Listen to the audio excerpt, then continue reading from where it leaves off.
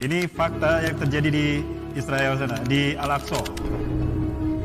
Zionis Yahudi sekarang sedang euforia. Euforianya apa? Mereka senang luar biasa karena isyarat kedatangan Tuhan yang mereka tunggu-tunggu. The God who's waited ini telah dekat. Kenapa demikian? Dalam keyakinan mereka, ciri kalau Dajjal akan datang, Dajjal versi kita atau Mesiah versi mereka, ciri mereka dia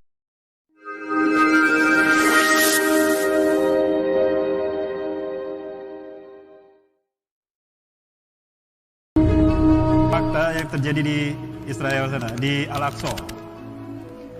Zionis Yahudi sekarang sedang euforia. Euforianya apa? Mereka senang luar biasa karena isyarat kedatangan Tuhan yang mereka tunggu-tunggu. The God who's waited ini telah dekat. Kenapa demikian? Dalam keyakinan mereka, ciri kalau Dajjal akan datang, Dajjal versi kita atau Mesiah versi mereka, ciri mereka dia akan datang apabila lahir seekor sapi jantan berwarna merah, meles, bersih, tidak cacat. Dan ternyata 2 tahun yang lalu sapi ini sudah lahir. Mereka sedang gembira.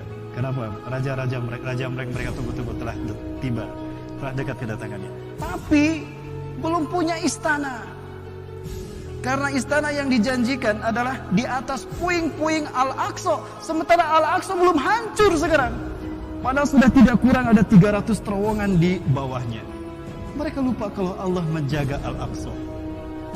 Mereka lupa kalau para malaikat menaungi Al-Aqsa sehingga tidak bisa dihancurkan. Nah, sapi inilah yang akan mereka berikan kepada Dajjal. Artinya dalam persepsi mereka, Dajjal sebentar lagi datang. Versi mereka. Ya. Maka sekarang pembahasan tentang Dajjal dan Imam Mahdi banyak merebak di Eropa. Dan siapakah yang mereka gerakan untuk menghancurkan Masjidil Aqsa ini? Tidak lain ternyata yang mereka gerakan adalah para pemuda, Bapak Ibu. Dan ini yang saya khawatirkan. Kita sedikit pun bahkan barangkali perhamba Allah tidak sempat untuk meniatkan diri untuk berkunjung ke Al-Aqsa. Padahal Masjidil Aqsa kita ini hampir ada dalam kehancuran. Dan saya melihat sendiri yang menghancurkan itu adalah generasi mudanya, para pemuda dan pemudinya. Mereka ingin segera mendirikan sinagoga atau Bait Solomon. Tapi demi Allah, mereka tidak pernah berhasil. Ya. Kalau kita lihat wilayah Palestina dibikin kumuh, dibikin miskin supaya mereka tidak betah di sana, sehingga dengan mudah diambil dan dirampas oleh Yahudi. Tapi lihat wilayah Yahudi, megah luar biasa Bapak Ibu. Nangis saya menyaksikan bumi para nabi ini. Ya. Dan dari sinilah kita akan melihat keindahan Al-Quds, bumi para nabi dan rasul. Orang-orang Yahudi menyebutnya Yerusalem. Inilah yang akan dibebaskan berikutnya oleh Erdogan. Dan inilah Masjid Umar. Di masjid inilah Umar bin Khattab menerima kunci Al-Aqsa ketika beliau membebaskan Al-Quds. Pendeta Sophronius mengatakan, aku tidak akan memberikan kunci Yerusalem ini kepada siapapun, hatta kepada Umar bin Khattab, melainkan jika Umar datang ke sini langsung menerima kunci ini dari tangan saya. Maka Umar menyatakan, aku akan datang. Ketika Umar bin Khattab datang diberitakan ke Al-Quds ini, takut tuh orang-orang Romawi dan orang Yahudi. Karena biasanya para penakluk, mereka selalu membantai rakyat lemah yang mereka taklukkan. Maka mereka bersembunyi ketakutan dibantai oleh umat Islam. Umar paham itu. Maka ketika Umar bin Khattab memasuki Al-Aqsa, di Al-Aqsa ini Umar berkata dengan tegas, sebagaimana ketika Fathul Mekah, man dakhala hadzal masjid fahuwa aminun. Barang siapa yang masuk ke masjid ini, maka dia aman. Dan barang siapa yang menjaga ketentraman dan kedamaian sepanjang dia aman di bumi ini, maka dia bebas tinggal di Al-Aqsa. Siapapun dia, Yahudikah, Nasranikah, apalagi Muslim. Maka pendeta Sophronius keluar menghampiri Umar bin Khattab, melambaikan tangan. Selamat datang wahai jenderal yang baik hati. Umar pun melambaikan tangan kepada pendeta Sophronius, lalu berjabat tangan dan berangkulan syahdu luar biasa. Inilah pembebasan Al-Quds oleh Umar bin Khattab. Tanpa tetesan darah. Apakah ini yang kalian sebut teroris, wahai para sekuleris? Tidak ada. Maka kemudian rakyat Romawi, orang Nasrani Yahudi keluar semua melambaikan tangan pada Umar bin Khattab. Bahagia mereka, tentram mereka tinggal di sana. Ini bukti jika khilafah atau Islam memimpin dunia. Tidak ada pembantaian, tidak ada perang. Betul? 1315 tahun Islam memimpin dunia. Sejak 610 Rasulullah diutus sampai Turki Utsmani 1924. Tunjukkan, adakah umat Islam membantai orang-orang non-muslim? Tidak ada. Adakah perang dunia terjadi? Tidak. Justru jadi perang dan pembantaian pada manusia di saat Barat memimpin dunia. Kapan Imam Mahdi akan diutus? Jika wafatnya seorang raja, lalu 3 anak putra mahkotanya mereka, 3 putra mahkota mereka berebut kekuasaan. Yaktatilu salah satu inda Kanzikum, akan berperang 3 laki-laki di sisi Ka'bah kalian. Kanzikum itu bah Ka'bah. Setelah wafatnya seorang raja. Ya. Jadi akan ada pertumpahan darah di Masjidil Haram, Pak, setelah wafatnya seorang raja. Dan kita tahu raja terakhir penguasa Mekah dan Madinah ini adalah Raja Salman. Bagaimana kondisi Raja Salman sekarang? Masya Allah. Ada 3 putra mahkota yang sekarang berebut. Antara Muhammad bin Salman, Muhammad bin Nayef, dan Khalid bin Farhan. 3. Apakah ini isyarat Imam Mahdi akan datang? Dan Imam Mahdi datang diutus di musim haji, Pak. Fayamkusu fil alam sab'an aw thamaniyan, yani hajjajan. Beliau akan tinggal di muka bumi antara 7 sampai 8 tahun musim haji. Berarti dimulai di Baitul Kubra oleh umat Islam dunia di musim haji.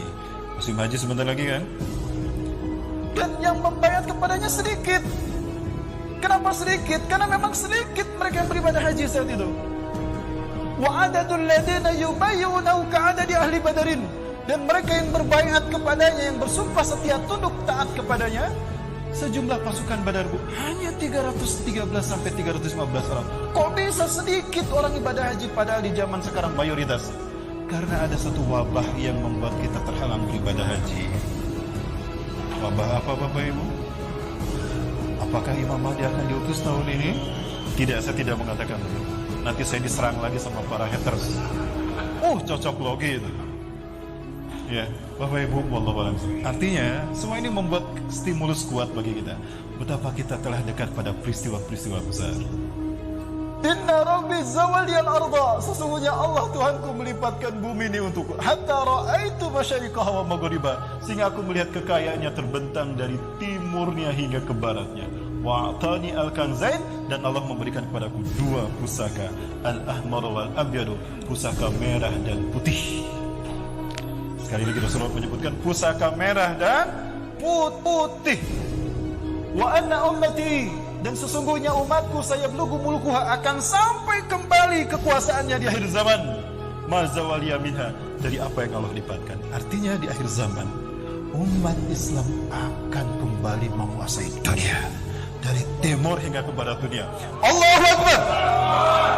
Allahu Akbar. Dari semua negara yang Allah pilih untuk memimpin kebangkitan Islam, semua negara sudah Allah pilih untuk memimpin kebangkitan Islam. Tinggal satu yang belum Allah pilih untuk memimpin kebangkitan Islam, dan itu kalian, Indonesia. Allahu Akbar. Maka jika Erdogan syahid sebelum Al-Aqsa dibebaskan, kita yang akan melanjutkan. Siap melanjutkan? Mana para pemuda? Siap melanjutkan? Baik, Bapak Ibu, kita lihat bagaimana kecintaan Muslim Palestina. Mereka menunggu kedatangan kita untuk membebaskan Al-Quds.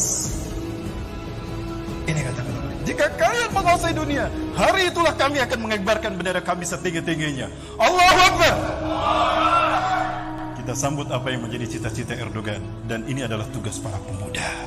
Karena setiap kali Allah menzahirkan Islam di muka bumi, setiap kali tauhid Allah tegakkan, maka para pemuda selalu berada di garda terdepan. Betul?